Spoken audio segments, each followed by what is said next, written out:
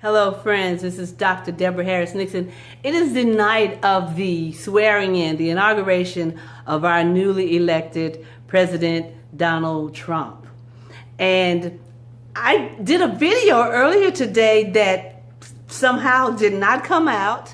I was on Facebook just a minute ago and I started seeing comments people were making, some of them encouraging, and then of course I saw some news flashes or videos of people protesting, and I just wanted to know why. That's my first question. And then, the comment that I really want to make is, this is not. First of all, this is not the first time a president has gotten elected that most people really did not want to be the president. This is not the first time, and this is the way our government is set up, so it works. So there are a lot of people out there who's thinking, "Wow, well, maybe I could be president." But I warn you against doing that if that's not really what you want. Don't do it just to make a point.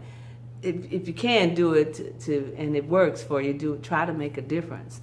But the thing that I said earlier today that was so cool, and I just feel terrible that I lost it, was that the president is not the only person responsible for making sure that our lives are better. We are responsible. We elected him.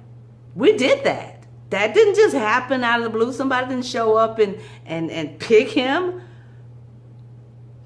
The way our government is set up, no matter what most of us wanted, politically, the majority wanted him, politically speaking. And so, with that said, no amount of protesting, not watching the inauguration, not tearing up Starbucks or whatever, none of that is going to change the reality that we have a president that is in that position. And our hope should be, since we're a Christian nation, let me just say, our hope should be that what comes out of his presidency, what comes out of his term, are things that are uplifting for the entire nation and the entire world. I was just reading a comment from one of my classmates who was basically lifting up our country as the best in the world. And of course, I'm sure a lot of us feel that way. And then some of us are quite upset right now. We're not feeling too good about our country. But I think most of us would agree that there's really no place you'd really rather live, despite all the things that we don't like about this place. There's no place, I'll just speak for myself, that I'd rather live. Visit, yes. Learn from, yes. But live, I like it here. All right? So, with that said, I want to invite those of us who perhaps did not vote for this president and would have never, ever guessed that he would be the president. The reality is he is, guys. I know that's pointless for me to say, but I'm saying that to say, now what can we do to make local government work? What can we do to make our communities better? What can we do to make our lives and other people's lives better? This could be the most pivotal moment in the history of our country, and that we finally get that it's not just up to one person. And really, we already know, no matter how diplomatic you are, no matter how intelligent you are, no matter how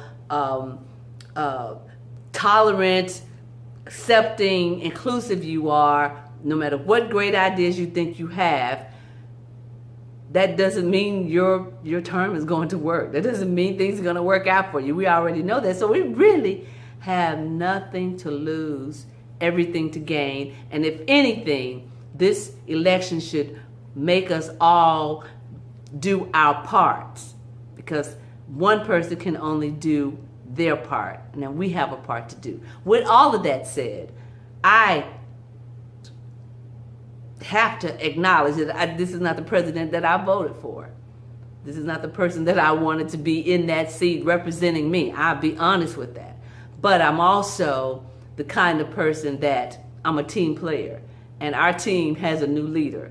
And whether we like it, appreciate it, honor it, whatever, I think the thing for us to do now is to get on the same page, and wherever we are, whatever we can do to make our country great in our respective communities, then we should be about doing that.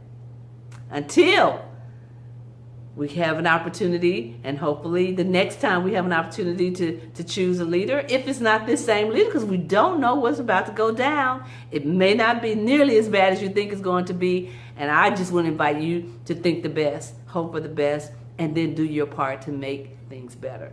Until next time, this has been Deborah Harris Nixon. I am America's family therapist, diversity and inclusion researcher, and I love this country. And I'm just glad to be here. I'm glad to be a part of this. And I cannot wait to see what's about to unfold, because I think it's going to be phenomenal. Epic, as my brother and sister would say. All right, until next time, you take good care.